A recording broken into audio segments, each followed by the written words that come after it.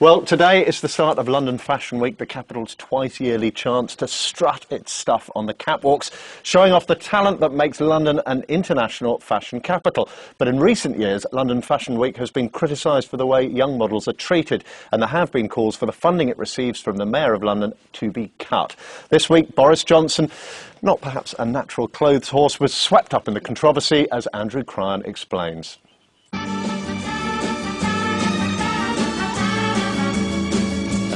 London's Fashion Week, considered one of the big four, along with Paris, New York and Milan. But while it's known as a place for budding new designers, it lacks a bit of the clout the others have.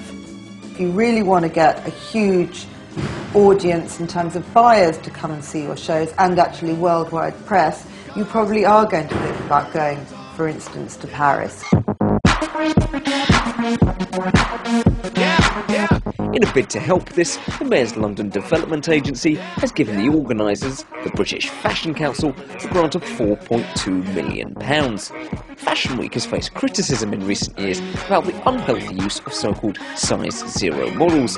Under pressure from politicians and the press, the British Fashion Council launched an inquiry that made 14 recommendations. So far, only 7 of those have been implemented. The Fashion Council point out that not all of them are actually within their power to deliver. But one recommendation they do have the power to implement is the idea of a model's health certificate, meaning that every model who appeared at Fashion Week would have to give a certificate signed by a doctor to prove they didn't have an eating disorder. The British Fashion Council will say that they've looked into it and it's unworkable. Not everyone's so convinced. I don't believe that's true. I think, we could easily get those certificates done for them before they went to start participating in Fashion Weeks, and they could be used globally. That will mean the support of the whole industry, including the models themselves. I don't really think that a doctor's certificate is necessary. If you look at me and you think that I'm ill, then don't hire me, and that sends me a message, and that sends the industry a message. One of the main reasons that the certification hasn't happened is because the models won't do it. You can't certify models just on the days of the show. There isn't a time, they don't know what shows they're going to use, that maybe you could have like an annual health certificate. But even so, models can gain and lose weight so quickly that a certificate that will put them at healthy 1 week might very easily, a month later, not be valid. When he was asked about the issue this week, our new mayor said he'd look into it, but seemed reluctant to remove the grant. I have to say at the moment, the balance of the arguments seems to be in favour of the less regulatory, but, quite substantial series of steps that have already been negotiated.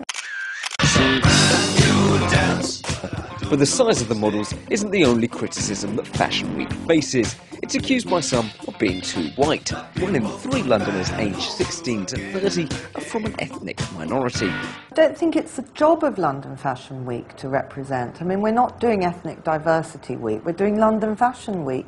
So I don't see why. People don't go to the London Design Fair and say it's failing to represent the ethnic diversity. There is certainly a bit of racism in there, in that I've been told stories by a number of models of black models working with white models, and the white models are being paid and the black models have been asked to work for free.